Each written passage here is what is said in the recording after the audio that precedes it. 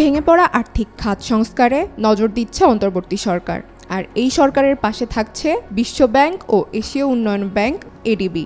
একই দিনে এই দুই বড় সংস্থা থেকে $250 কোটি সহায়তার সুখবর পেয়েছে বাংলাদেশ। বিশ্ব ব্যাংক দিচ্ছে 100 কোটি এবং এডিবি দিচ্ছে $150 কোটি।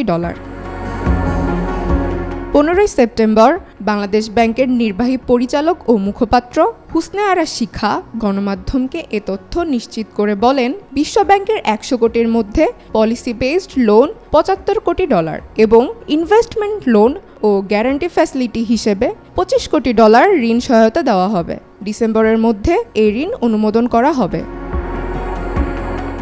এই ঋণ পেতে বাংলাদেশকে 3টি শর্ত অবশ্যই পালন করতে হবে। প্রথমত, বেসরকারি খাতে অ্যাসেট ম্যানেজমেন্ট কোম্পানি করতে হবে।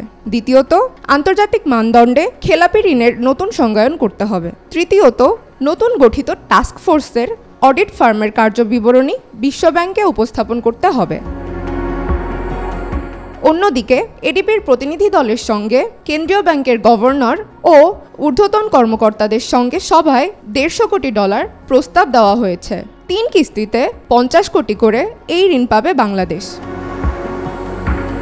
চন্দ্রিকা মজুমদার, আজকাল।